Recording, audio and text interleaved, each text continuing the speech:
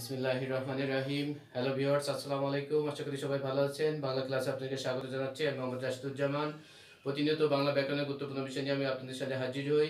তেমন একটি বিষয় নিয়ে আজকে আলোচনা করব। আশা করি সবাই উপকৃত হবেন এবং শেষ পর্যন্ত ক্লাস দেখে লাইক, কমেন্টস ও সাবস্ক্রাইব করবেন। যারা আমার ক্লাসে নতুন তাদেরকে সুস্বাগতম। সামনে প্রাইমারি শিক্ষক নিয়োগ পরীক্ষা প্রস্তুতি চলছে। আপনারা সবাই প্রস্তুতি নিচ্ছেন। আশা করি প্রস্তুতি ভালো হচ্ছে। আমি বাংলা বিষয়ের উপর বিগত বছরগুলোর প্রশ্ন সমাধান দিচ্ছি। আশা করি সেখান থেকে প্রশ্ন আসবে এবং আমি গত টিউটোরিয়ালে কোন কোন বিষয়গুলো বাংলাতে পড়তে হবে সিস্টেমেটিক ওয়ে সেটা আমি দেখিয়েছি। আপনারা আমার টিউটোরিয়ালগুলো দেখবেন।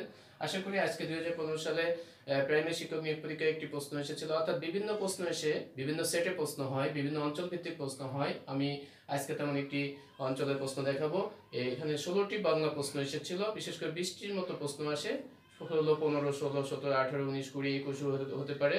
তাহলে সেই প্রশ্নগুলো কি ছিল আমি একটু সমাধান দেব, বিশ্লেষণ সহ ব্যাখ্যা সহ। আপনারা আশা করি শেষ পর্যন্ত ক্লাস দেখবেন। তাহলে চলুন আমরা দেখি প্রশ্নগুলো কি এসেছিল। প্রথম প্রশ্ন ছিল,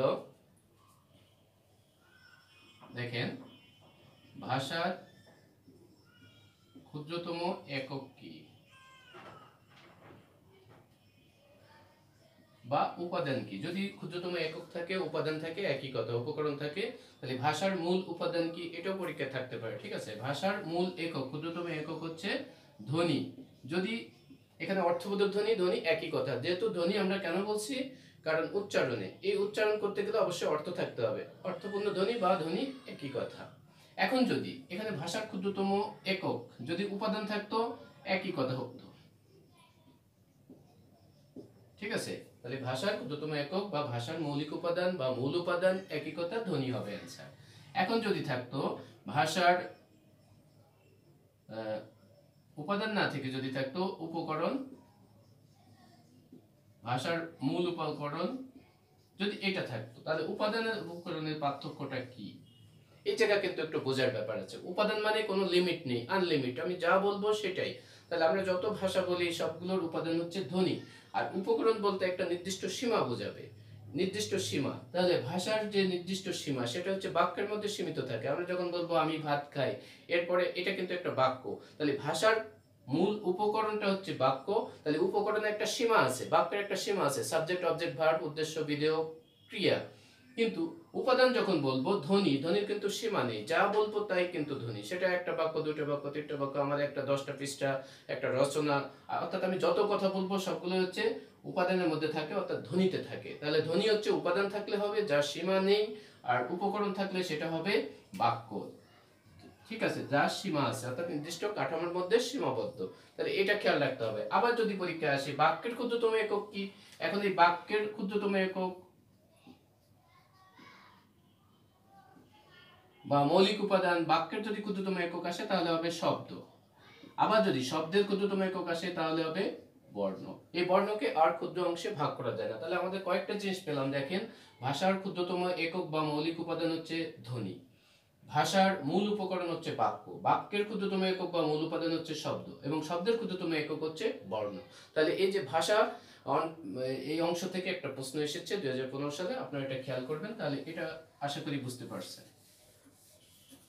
এরপরে প্রশ্ন ছিল ক্ষুধার্ত, ক্ষুধার্ত এর সন্ধি বিচ্ছেদ।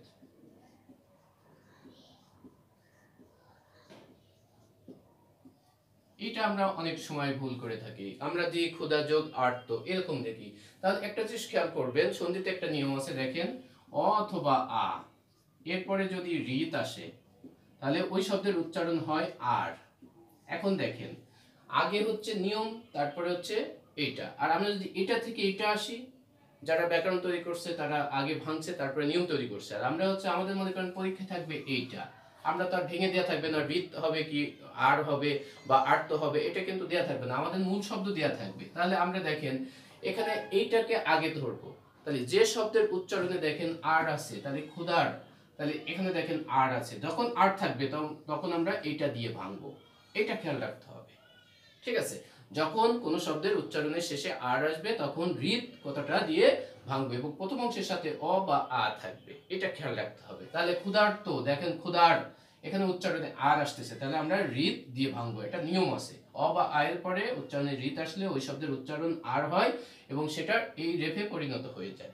তাহলে ক্ষুধার্ত দেখেন, তাহলে এর ভাঙলে হয় ক্ষুধা, তাহলে কি হবে ক্ষুধার হৃদ, এখানে উচ্চারণে আর আসতেছে ক্ষুধার, এই জন্য হৃদ দেব। দেখেন তাহলে এই হৃদটা কি হচ্ছে, এই যে রেপে পরিণত হয়ে যাচ্ছে, তাহলে হৃদটা রেপে পরিণত হয়ে যাচ্ছে। এরকম আরো কত শব্দ আছে, আমরা যদি বলি শীতার্ত, দেখেন শীতার্ত, তৃষ্ণার্ত, ভয়ার্ত, এইগুলো প্রত্যেকটা দেখেন আর আসতেছে, আমরা প্রত্যেকটা হৃদ দিয়ে ভাঙবো। আমরা যারা বুঝবো না তারা কিন্তু আমরা ক্ষুধাযোগ কি দেব, আর্ত দিয়ে দেবো, কিন্তু হবে না। ঠিক আছে, যে শব্দের উচ্চারণে দেখবেন শেষে আর আসবে সেটা আমরা হৃদ দিয়ে ভাঙবো, আর যদি অর আসে সেটা শুধু রি দিয়ে ভাঙবো। যেমন কি হবে দেবর্ষি, হ্যাঁ দেবর অর আসতেছে, তাহলে এটা শুধু রি হবে, দেবযোগ ঋষি এরকম হবে। তাহলে শীত যোগ হৃদ, তৃষ্ণা যোগ হৃদ, ভয় যোগ হৃদ, এগুলো এইভাবে ভাঙবো। ঠিক আছে, তাহলে সন্ধির উপর আমি আলাদা টিউটোরিয়াল বানাবো, আপনারা অবশ্যই দেখবেন, আশা করি উপকৃত হবেন। 3 নম্বর প্রশ্ন ছিল নিচের কোন বানানটি ভুল?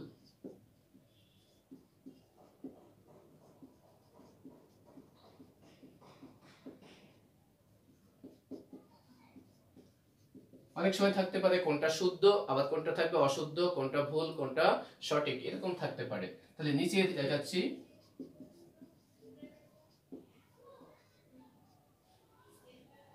হ্যাঁ এরকম ছিল, মুহ এখানে হয়ে গেছে মোহর মুহু, আসলে হবে মুহুর মুহু। কিরকম সেটা দেখেন, মুহুর মুহু মানে একের পর এক, অনবরত, একটা না, মুহুর, তাহলে আমাকে এখানে রেপ দিতে হবে, এখানে রস্যুকার দিতে হবে, এখানে এইভাবে হবে, অর্থাৎ চারটাই রস্যুকার। ঠিক আছে, এবং মুহুর এই হর উপরে রেপ আসবে, মুহুর, হ্যাঁ মর উপরে রেপ আসবে। ঠিক আছে, তাহলে মুহুর মুহুর, এই হর পরে রেপের রর উচ্চারণটা চলে আসবে, মুহুর মুহু। ঠিক আছে, এই বানানটা হচ্ছে সঠিক, আর এটা ছিল ভুল, আর বাদ বাকি তিনটা অ্যান্সার ছিল সঠিক। তাহলে এটা কি হবে, মুহুর মুহু, এই বানানটা ভুল ছিল, কারণ এখানে একটা রস্যুকার হবে, এটা দেয়া ছিল না। আরো থাকতে পারে দীর্ঘকার দিয়ে থাকতে পারে, প্রত্যেকটাই রস্যুকার হবে, শেষের মর উপরে রেপ থাকবে, তাহলে মুহুর মুহু বানানটা সঠিক হবে। তারপর দেখেন সাহিত্য অংশ থেকে একটা প্রশ্ন, 4 নম্বর আমরা দেখতে পাচ্ছি, উত্তম পুরুষ এটি কার লেখা? একটি বিখ্যাত উপন্যাস। ঠিক আছে, এটার উত্তর হচ্ছে রশিদ করিম। রশিদ করিমের লেখা উত্তম পুরুষ। এজন্য শিক্ষার্থী বন্ধুরা, বিখ্যাত কবি সাহিত্যিকদের যে বিখ্যাত গ্রন্থ রয়েছে, হ্যাঁ সেটা হতে পারে কাব্য, উপন্যাস, ছোটগল্প, প্রবন্ধ, যে গ্রন্থ হোক না কেন সেটা পরীক্ষার জন্য ইম্পর্টেন্ট, আপনারা যে কোনো বই থেকে এগুলো পড়তে পারেন।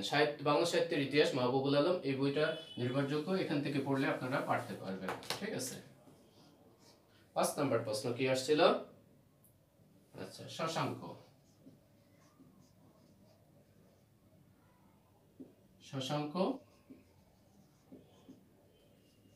উত্তর হচ্ছে, আপনারা যখন চাঁদের প্রতিশব্দ পড়বেন, শশাঙ্ক, চাঁদ, বিধু হচ্ছে চাঁদ বা চন্দ্র। ঠিক আছে, তাহলে প্রতিশব্দ এখান থেকেও প্রশ্ন আসে। তারপরে দেখেন 6 নম্বর, আদালত কোন ভাষার শব্দ? দেখেন আমাদের যে শব্দের উৎপত্তিগত শ্রেণী রয়েছে, একটা হচ্ছে তৎসম, একটা হচ্ছে অর্ধতৎসম, একটা হচ্ছে তদ্ভব, একটা হচ্ছে দেশি বিদেশি। তাহলে এটা কোন ভাষার বা কোন দেশের বলা হয়েছে? আদালত। ঠিক আছে, তাহলে আদালত হচ্ছে আরবি শব্দ, আদালত আরবি, পরীক্ষার জন্য ইম্পর্টেন্ট। আরবি আরো শব্দ আছে মহকুমা। ঠিক আছে, এই মহকুমাটা অনেক সময় পরীক্ষা আসতে পারে। ঠিক আছে, ইসলাম, কোরআন, আল্লাহ, হ্যাঁ তাহলে এগুলো হচ্ছে আমরা সালাত, সাওম, এগুলো আরবি শব্দ বলে থাকি। এবং ফার্সি শব্দের প্রভাবও বাংলাতে অনেক রয়েছে, আরবি ফার্সি শব্দ অবশ্যই ভালো করে পড়বেন, কারণ দুইটা অনেক সময় কি মিক্সড হয়ে যেতে পারে। ঠিক আছে, আচ্ছা তারপরে দেখেন 7 নম্বর, মুক্তিযুদ্ধ ভিত্তিক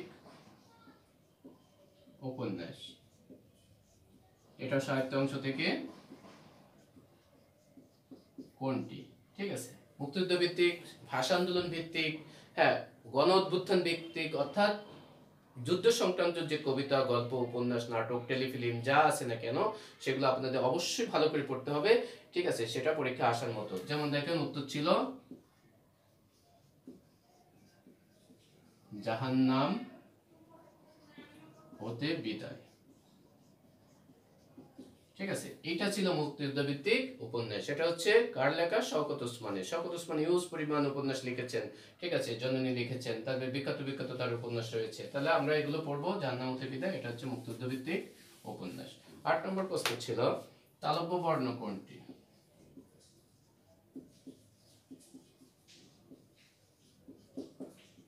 ঠিক আছে, তালব্য বর্ণ আমরা যে ক থেকে ম পর্যন্ত 25টি বর্ণ স্পর্শ বর্ণ বা বর্গীয় বর্ণ হিসেবে সেট করি, সেখানে 5টি বর্গে 25টি বর্ণ রয়েছে। তাহলে দেখেন, ক বর্গকে বলে কণ্ঠ, চ বর্গকে বলে তালব্য, ট বর্গকে বলে মূর্ধা,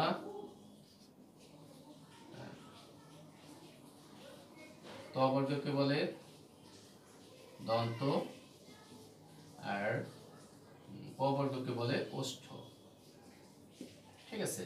তাহলে দেখেন এই 5টি বর্গ হচ্ছে কি? ব্যঞ্জন বর্ণের। ক থেকে ম পর্যন্ত 25টিকে বলা হয় বর্গীয় বর্ণ বা স্পর্শ বর্ণ, কারণ বাতাস স্পর্শ করে কিসে? ফুসফুসে, সক্রিয়ভাবে করে, সবগুলো করে, এগুলো বেশি করে। এই 25টি বর্ণকে ক থেকে ম পর্যন্ত এদেরকে বর্গীয় বর্ণ বা কি স্পর্শ বর্ণ বলা হয়েছে। এখন আমাদের বলছে এখানে কি ব্যঞ্জন বর্ণের কথা, কিন্তু পরীক্ষায় দিছে স্বর বর্ণ, ঠিক আছে? এখন স্বর বর্ণ যে আমাদের 11টি, এর মধ্যে কোন বর্ণগুলো কোনগুলোতে গেছে, অর্থাৎ এই ব্যঞ্জনের যে 5টি বর্গ এর মধ্যে স্বর বর্ণ কোনটা কোথায় গেছে? তাহলে প্রথমটার মধ্যে গেছে স্বরেয় স্বরেয়া, ঠিক আছে? তাহলে কণ্ঠবর্গের মধ্যে স্বরেয় স্বরেয়া, তালব্যতে গেছে রস্যই দীর্ঘই, এটার মধ্যে গেছে রি, দষ্টতে গেছে রস্যউ দীর্ঘ, আর দন্ততে কোনোটা আসে নাই, ঠিক আছে? আর দেখেন এ ওই এই দুটা গেছে কণ্ঠ তালব্য একসাথে, অর্থাৎ এটা কণ্ঠ থেকে উচ্চারণ হয়, তালব্য থেকে উচ্চারণ হয়। আর ও গেছে কণ্ঠস্থ, কণ্ঠ আর ওষ্ঠ দুইটা মিলে গেছে। তাহলে এখন দেখেন পরীক্ষা আসছে তালব্য বর্ণ কোনগুলো, স্বরবর্ণ দিয়ে প্রশ্নটা আসছে। তাহলে আমাকে তালব্য পেয়ে গেছি কোথায়? রস্যই আর দীর্ঘই। তাহলে এটার উত্তর ছিল রস্যই আর দীর্ঘই, কারণ এটা আমরা জানি যে বর্গগুলো ব্যঞ্জন বর্ণে আছে। তাহলে ব্যঞ্জন বর্ণে যে 5টি বর্গ, এখন দেশে তালব্য বর্ণ, তালব্য তো ব্যঞ্জন বর্ণের বর্গ। তাহলে ব্যঞ্জনের মধ্যে এই স্বরগুলো উচ্চারণ করতে গেলে কোন বর্গের মধ্যে যাবে? তালুতে, কণ্ঠতে, ওষ্ঠতে, নাকি দন্ততে? তাহলে দেখেন রস্যই আর দীর্ঘই হচ্ছে তালব্য বর্ণ, এটা এই স্বর দুইটা ব্যঞ্জনের এই বর্গের মধ্যে গেছে। তাহলে এই জায়গায় একটু খেয়াল করবেন, আপনারা ক্লাস 8ম শ্রেণীর বইতে দেখবেন এই বিষয়টা ভালো করে দেওয়া আছে, আপনারা একটু আরো ভালো করে দেখবেন। আচ্ছা, পরের প্রশ্ন দেখেন 9 নম্বরে কি ছিল? নির্মল, নির্মলের প্রতিশব্দ, বিপরীত শব্দ।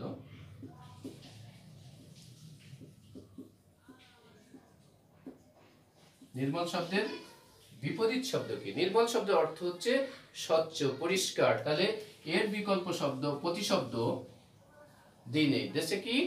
এখানে দেশে বিপরীত শব্দ। তাহলে পরিষ্কার বা স্বচ্ছের বিপরীত হচ্ছে পঙ্কিল। উত্তরটা ছিল পঙ্কিল। পঙ্কিল মানে কর্দমাক্ত, নোংরা, অপরিষ্কার, ঠিক আছে? তাহলে এইটা অ্যান্সার ছিল, বিপরীত শব্দ চেয়েছে। তাহলে নির্মলের প্রতিশব্দ হচ্ছে বিপরীত শব্দ হচ্ছে পঙ্কিল। কোন বানানটি সঠিক? দেখেন বানান থেকে কত প্রশ্ন আসতেছে, একটা দেশে কোনটি সঠিক না, শুদ্ধ না, এখন দেশে কোনটি সঠিক। তাহলে দেখেন আমরা বারবার বলি মুহুর্মুহু, মুহূর্ত, মুমূর্ষু, আকাঙ্ক্ষা, এই বানানগুলো পরীক্ষায় প্রায় দিয়ে থাকে। সমীচীন, পিপীলিকা, হ্যাঁ, অভিষেক, হ্যাঁ, এই বানানগুলো পরীক্ষায় দেয়। তাহলে দেখেন এইটা সঠিক ছিল, আর এইটা বাদ বাকি তিনটা এটা দিয়েই বানান ছিল।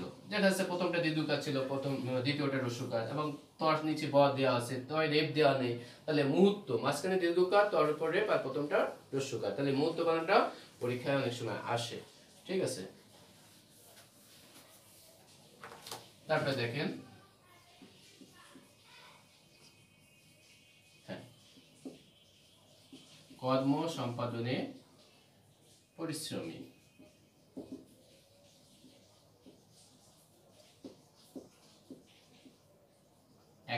বলে কি? কর্ম সম্পাদনে পরিশ্রমী, অর্থাৎ যে কাজে পরিশ্রম করে আমরা এক কথায় বলে থাকি কর্ম। তাহলে বাক্য সংকোচন বা এক কথা থেকে প্রশ্ন আসতে পারে। আমি গত ক্লাসে যে সাজেশন দিয়েছি কোথা থেকে প্রশ্নগুলো পড়তে হবে, বাংলা প্রশ্ন, সেখানে দেখা যাচ্ছে এক কথায় প্রকাশ বা বাক্য সংকোচনের কথা আছে। তাহলে খেয়াল করবেন কর্ম সম্পাদনে পরিশ্রমী এটা একটা এক কথায় প্রকাশ বা বাক্য সংকোচন, এটা উত্তর হবে কর্মঠ। ঠিক আছে, তাহলে এটাও পরীক্ষা আসতে পারে। এগুলো তো সহজ, একটু কঠিনও আছে, আপনারা যে কোনো বই থেকে ভালো ভালো এবং যেগুলো ইম্পর্টেন্ট একটু বানান কঠিন সেগুলো পড়ার চেষ্টা করবেন। ঠিক আছে, তারপরে দেখেন বাগধারা থেকে আসছে আট কপালে।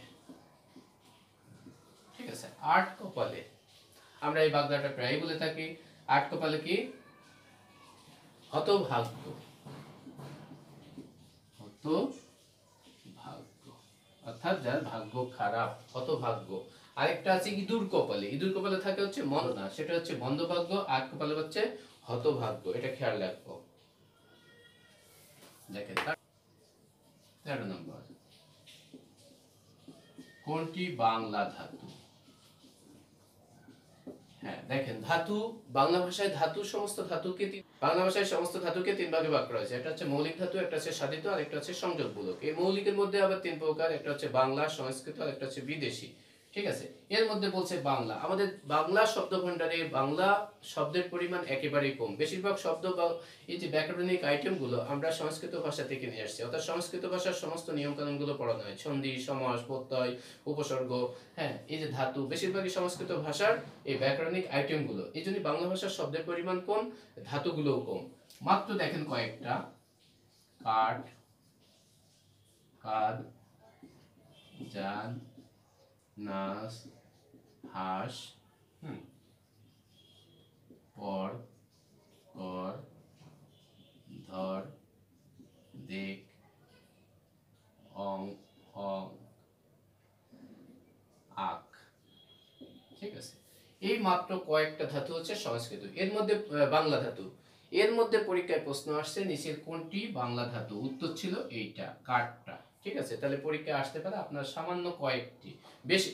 এর অন্যরকম দেখেন, আক থেকে অঙ্ক যদি বলা হয় অঙ্ক, তাহলে এটা সংস্কৃত। দেখ থেকে দৃশ, ধর থেকে ধ্রি, কর থেকে ক্রি, হ্যাঁ এরকম, এগুলো হচ্ছে সংস্কৃত। তাহলে এগুলো হচ্ছে সহজগুলো হচ্ছে বাংলা, এবং বাংলা শব্দের পরিমাণ কম। জায়া ও পতি এর সমস্ত পদ কি? দেখেন এটা কিন্তু ব্যাস বাক্য, ভেঙে দেশে সমাসে আছে, ব্যাস বাক্য সহ সমাস নির্ণয় করে। এখন ব্যাস বাক্য করে দেওয়া হয়েছে, আমাকে বলছে এর সমস্ত পদ মানে মূল পদটা কি, এটা একসাথে অ্যাডজাস্ট করলে কি হয়, সমস্ত পদ কি, সমাসবদ্ধ পদ কি, অর্থাৎ মূল অংশটা কি। তাহলে জায়া মানে কি? স্ত্রী। আর পতি মানে হচ্ছে স্বামী, স্বামী। তাহলে স্বামী স্ত্রীকে একসাথে কি বলে? দম্পতি বলে। ঠিক আছে, তাহলে এটা সঠিক হবে দম্পতি। তাহলে এটাকে একসাথে করলে দেখেন এখানে দম্পতি, দম্পতি কোনো শব্দ এখানে কি দম কোনো শব্দ নেই, এই জন্য একটু চালাকি করে প্রশ্নটা দেওয়া হয়েছে যে জায়ার সাথে দমের এই জায়গায় কোনো শব্দগত মিল নেই, অর্থের মিল আছে। জায়া আর দম এই দুটা মানেই হচ্ছে স্ত্রী, আর পতি মানে হচ্ছে স্বামী। তাহলে দম্পতি মানেই আমরা যখন যদি এইটা পরীক্ষায় দেয় যে এটার সঠিক ব্যাস বাক্য কি, তাহলে এইভাবে ভাঙতে পারেন, অথবা ভাঙতে পারেন দম ও পতি। যদি দম না থাকে আপনারা জায়া অ্যান্সার করবেন। ঠিক আছে, একই কথা। কোন বানানটি শুদ্ধ? আমরা তিনটা বানান থেকে প্রশ্ন পেয়ে গেছি, অর্থাৎ 15টা প্রশ্নের মধ্যে তিনটাই হচ্ছে বানান সংক্রান্ত। এই বানানটা পরীক্ষা আসে, দেখেন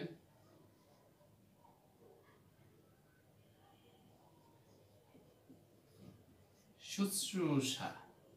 এই জায়গায় এই বানানটাই ভিন্ন ভিন্ন ভাবে দেওয়া হয়েছে। প্রথমটা দীর্ঘকার দেওয়া হয়েছে, এখানে হ্রস্বকার দেওয়া হয়নি, এখানে রফলা দেওয়া হয়নি, এখানে শুশ্রূষা রেপ দিতে পারে, দন্তস্ব দিতে পারে, তালব্যস্ব দিতে পারে। ঠিক আছে, তাহলে এই বানানটা আমাদের খেয়াল করতে হবে যে শুশ্রূষা বানান এরকম, শুশ্রূষা বানান এরকম। তারপরে দেখেন পরের প্রশ্ন, জঙ্গম এর বিপরীত কি? দেখেন জঙ্গম শব্দের বিপরীত আগে বুঝতে হবে জঙ্গম শব্দের অর্থ কি। ঠিক আছে, বিপরীত শব্দের মধ্যে আছে জঙ্গম। জঙ্গম মানে হচ্ছে গতিশীল, চলতে পারে, নড়তে পারে, এক জায়গা থেকে এক জায়গায় যেতে পারে। ঠিক আছে, ঠিক আছে, এর বিপরীত কি? তাহলে চলতে পারে না, নড়তে পারে না, জড় পদার্থ। এটার বিপরীত হচ্ছে স্থাবর।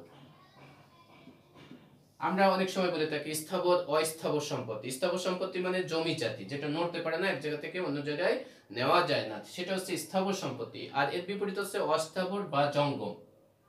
তার মানে সেটা চলাফেরা করতে পারে, নেওয়া যায় এক জায়গা থেকে এক জায়গায়, সেটা টাকা পয়সা হতে পারে, ঠিক আছে। তাহলে স্থাবর এটা জঙ্গমের বিপরীত। জঙ্গম মানে গতিশীল, অস্থাবর মানে গতিশীল, স্থাবর মানে হচ্ছে গতিহীন, চলতে পারে না, নড়তে পারে না। তাহলে এটা হচ্ছে এর বিপরীত শব্দ। এই 16টি প্রশ্ন 2015 সালে কোন একটি অঞ্চলে এসেছিল। আপনারা আশা করি এগুলো আজকে থেকে শুদ্ধ উত্তর পেয়েছেন, ঠিক আছে।